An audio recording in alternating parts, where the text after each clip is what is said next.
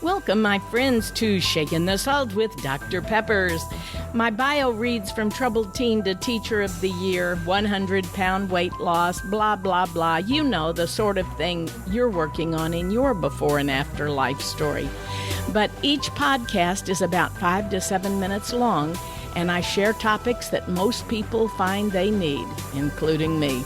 God's changed me so drastically, and He wants to do the same for you. So at the end of the message, stay tuned if you want to contact me for any reason, including prayers. Thank you, and I'm Dr. Peppers, Shaking the Salt. Here we go.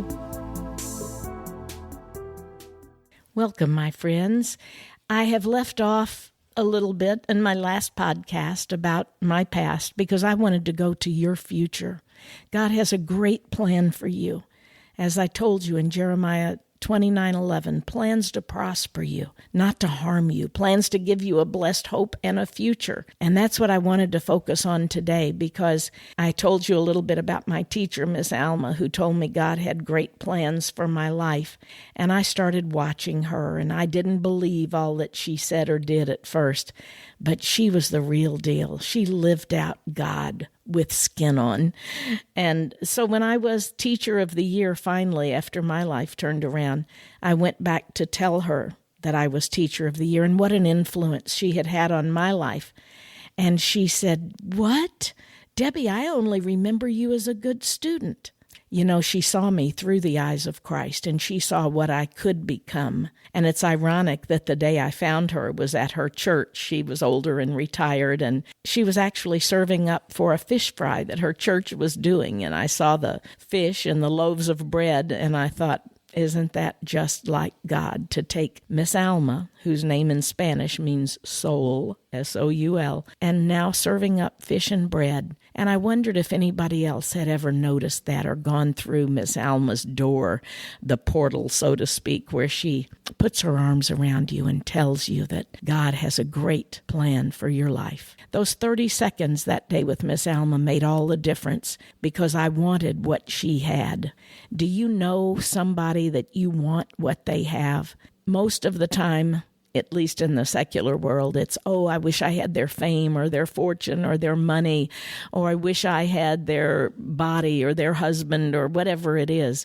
But, you know, when we really look back on it, that's not what fulfills, because many people are left with no cart behind their funeral hearse. You can't take it with you. So all that they have left when they die is their soul. And all of the things of the past that may have meant so much, all of the treasures, all of the riches are left behind. And many rich people, famous people, have museums and monuments built for them. We even went to Tiananmen Square where we got to see the body of their great leader who was preserved. It was just a corpse. The ear was falling off. It had to be replasticized. We don't get a second chance. And this isn't a dress rehearsal, my friend. This is your life. What are you going to do with it? Are you going to live for yourself, or are you going to live for the one who gives us life and new life? Well, I was one who wanted to live for myself. I wanted to be richer and famous, and I wanted to do this and do that and be a hippie and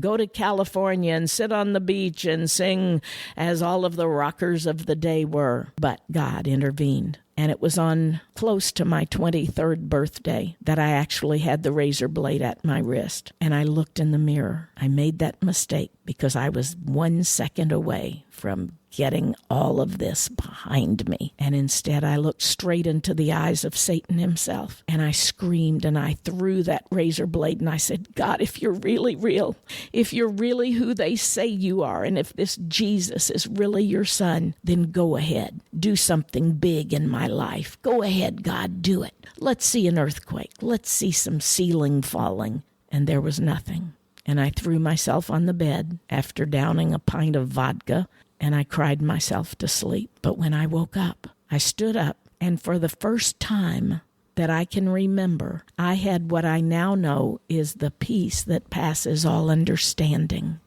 And I started reciting a verse of Scripture I hadn't said since I was a little girl.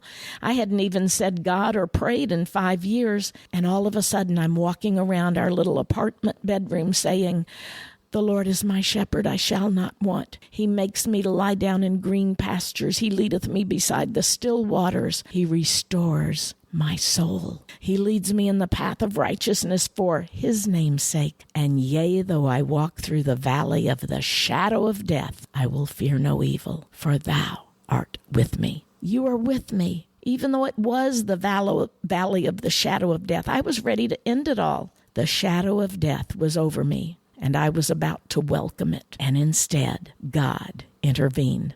My friend, I challenge you that there are times you will look back on your life where God intervened. It might have been when you were young. It might have been when you were older. It might have been with a child or a friend or a family member. But God has intervened, and the very fact that you're listening right now, he is intervening. He wants to wrap his arms around you and to tell you, not only does he love you, he has a plan for your life. Abundant life, he tells us. Life that is everlasting. And he says that he will never leave you nor forsake you.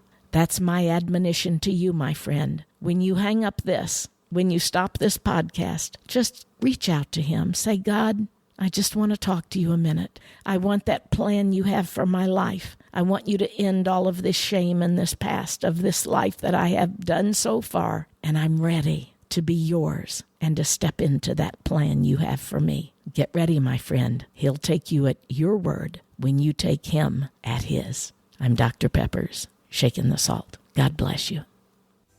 Thanks for staying on, my friend. If you would like to contact me, visit saltandlightministry.com.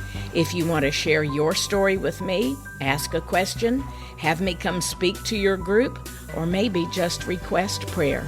Once again, saltandlightministry.com. Thanks and God bless.